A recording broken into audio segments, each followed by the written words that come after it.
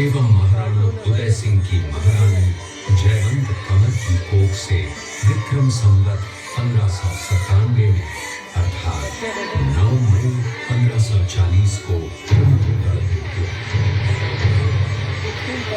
बाल्यकाल चित्तौड़गढ़ में गुजरा। सन 1567 में अकबर ने जब चित्तौड़गढ़ पर आक्रमण किया तो मेवाड़ के प्रमुख सरदारों और सेना नायकों के आग्रह पर महाराणा उदय सिंह ने चित्तौड़गढ़ छोड़ दिया। अपने देश, कुल, गौरव और मातृभूमि की मर्यादा के लिए प्राण न्योछावर करने वाले योद्धाओं और लड़नाओं से प्रताप ने न केवल सीख ली बल्कि ये घटना उनके जीवन का आधार बन गई। फरवरी 1572 को महाराणा उदय सिंह का देहांत हुआ। प्रताप की ज्येष्ठता और योग्यता को ध्यान में रखते हुए सरदारों ने उनको राजगद्दी पर आसीन किया। होली के दिन उनका गोविंदा में राज तिलक हुआ। उस समय तक लगभग सभी राजाओं ने अकबर की अधीनता स्वीकार कर ली थी। एकमात्र महाराणा प्रताप ने अपना मस्तक अकबर के आगे नहीं झुकाया। प्रताप मुगलों से लोहा लेने की तैयारी में जी जान से जुट गए। 18 जून 1576 की सुबह हल्दी घाटी और खमनोर के मध्य एक मैदान में ऐतिहासिक युद्ध हुआ। महाराणा प्रताप की सेना गोगुंदा से हल्दी घाटी पहुंची, जबकि सेनापति मान सिंह के नेतृत्व में मुगल सेना ने हल्दी घाटी के ठीक नीचे मैदान में अपना मोर्चा जमाया। मुगल सेना के हराबल दस्ते द्वारा घाटी में घुसपैठ करने के प्रयास की प्रतिक्रिया स्वरूप महाराणा प्रताप की सेना मुगलों पर टूट पड़ी। प्रताप के हराबल सैन्य दलों का नेतृत्व पठान हाकिम खासूर कर रहे थे। भीरू राणा, जो राणा पुंजा के नाम से भी जाने जाते हैं, उनके नेतृत्व में भील आदिवासियों ने गोरिल्ला पद्धति से युद्ध करते हुए मुगलों के छक्के छुड़ा दिए। देखते ही देखते शाही सेना में खलबली मच गई। रक्त तलाई, घोड़ों की टापों, हाथियों की चंगारों और तलवारों की झंकारों से गूंज उठी। चारों तरफ हाहाकार मच गया।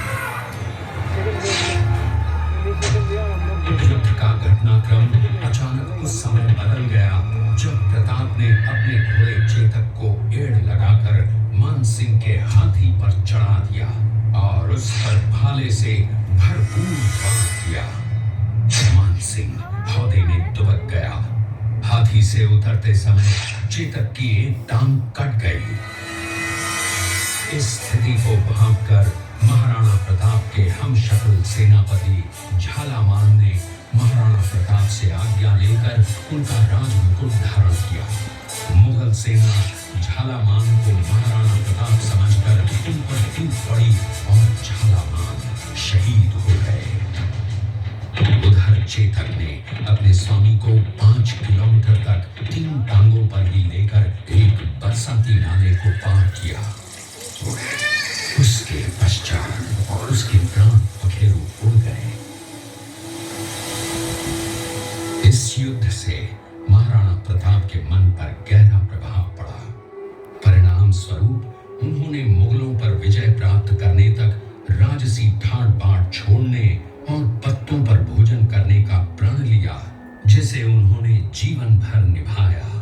महाराणा प्रताप ने अपना सैन्य बल बढ़ाकर सर्वप्रथम अरावली पर्वत की घाटियों में बसे दिवेर पर चढ़ाई कर विजय प्राप्त की।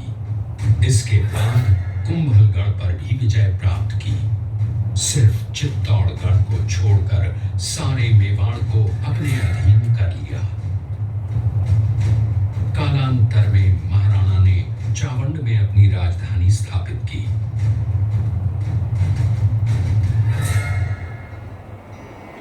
19 जनवरी 1597 को राणा प्रताप ने मात्र 57 वर्ष की आयु में इस संसार से